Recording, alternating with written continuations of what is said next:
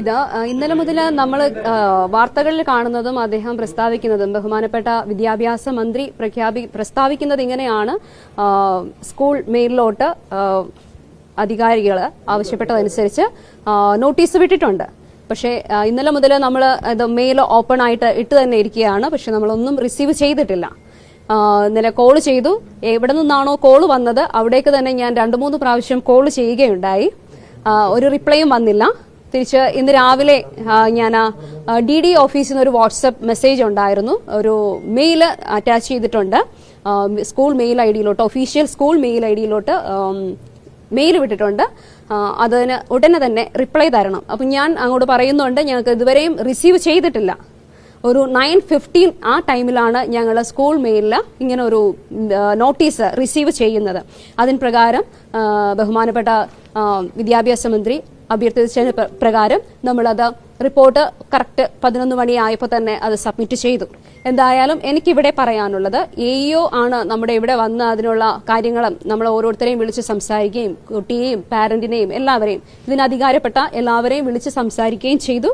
പക്ഷേ ഇത് സത്യവിരുദ്ധമാണ് എന്നുള്ളത് യാഥാർത്ഥ്യമായ കാര്യമാണ്. ഇവിടെ വന്നിരിക്കുന്ന റിപ്പോർട്ട്, അവിടുന്ന് DD ഓഫീസിൽ നിന്ന് വന്നിരിക്കുന്ന റിപ്പോർട്ട് സത്യവിരുദ്ധമാണ് എന്ന് തന്നെയാണ്. കാരണം നമുക്ക് എവിഡൻസ് ആയിട്ട് എല്ലാ കാര്യങ്ങളും തന്നെ നമ്മുടെ കൈവശമുണ്ട്. അത് എന്തായാലും കോടതിയുടെ പരിധിയിലിരിക്കുന്ന കേസായതുകൊണ്ട് അതങ്ങനെ തന്നെ പോകട്ടെ എന്ന് തന്നെയാണ് ഞങ്ങളും ആഗ്രഹിക്കുന്നത്, മാനേജ്മെന്റ്. 2018 കേരള ഹൈക്കോർട്ട്, ബഹുമാനപ്പെട്ട കേരള ഹൈക്കോർട്ട് വിധി പ്രകാരം ഉള്ള നിലവിൽ അതങ്ങനെ തന്നെയാണ്. എന്ത് യൂണിഫോമിറ്റി കീപ്പ് ചെയ്യണം എന്നുള്ളത് അത് അഡ്മിനിസ്ട്രേറ്റർ ലെവൽ, മാനേജ്മെന്റ് ലെവൽ തന്നെയാണ് സ്വീകരിക്കണം. അത് നിലനിൽക്കുന്നുണ്ട്. Anyway we will follow management respective rules and regulation, the same institution saint Rita's public school. Surely we will follow that. ഇതിൽ പറയുന്ന ഒരു കാര്യം, വലിയ ഗുരുതരമായ അച്ചടക്ക ലംഘനം നടന്നിട്ടുണ്ട്, അല്ലെങ്കിൽ സ്കൂളിന്റെ ഭാഗത്തു നിന്ന് കുട്ടിക്ക് വേണ്ട മൗലികാവകാശം നടപ്പിലാക്കിയില്ല എന്നുള്ളതാണ് പറഞ്ഞുകൊണ്ടിരിക്കുന്നത്. അത് തന്നെയാണോ സംഭവിച്ചത്? Right to education we won't deny. ഞങ്ങൾ ഒരിക്കലും കുട്ടിയെ പുറത്താക്കിയിട്ടില്ല. Still now she is our student. ഇപ്പോഴും അഡ്മിഷൻ രജിസ്റ്ററിൽ she is presently she is our student. സത്യവിരുദ്ധമാണെന്ന് പറഞ്ഞു കഴിഞ്ഞു. നമുക്ക് എവിഡൻസോട് കൂടെ അതങ്ങനെയല്ല എന്ന് പ്രൂവ് ചെയ്തുകൊണ്ട് അദ്ദേഹത്തിന്റെ മറുപടി വിട്ടിട്ടുണ്ട്.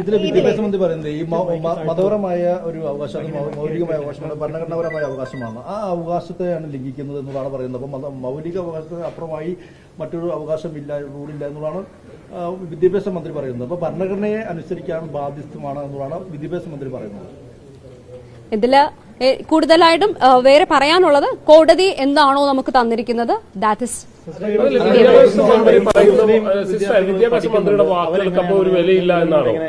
നിലവില് ഒത്തിരിയേറെ മുസ്ലിം സ്റ്റുഡൻസ് നമുക്കിവിടെ പഠിക്കുന്നുണ്ട്. അവരെല്ലാം സെയിം റൂൾസ് ആൻഡ് റെഗുലേഷൻസ് ആണ് ഫോളോ ചെയ്യുന്നത്.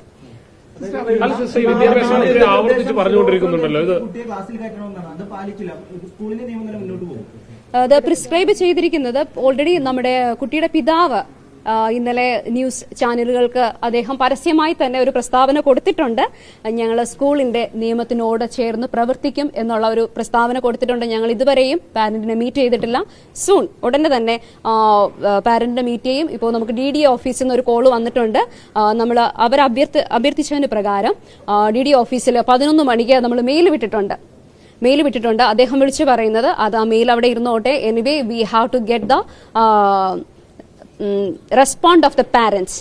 പാരന്റിന്റെ റെസ്പോണ്ട് എഴുതി മേടിച്ച് അതും കൂടെ ഇനി നാളെ ഒരിക്കലും അത് വയലേറ്റ് ചെയ്യാൻ പാടില്ലല്ലോ എന്ന് പറഞ്ഞുകൊണ്ടുള്ള ഒരു റെസ്പോണ്ടാണ് നമുക്കിവിടെ വന്നിരിക്കുന്നത്.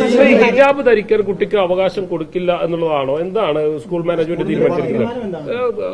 നിലവിലെ തീരുമാനം മതേതരത്വ രാജ്യമാണ്. ഇവിടെ എല്ലാ കുട്ടികളും ഈക്വൽ ആണ്.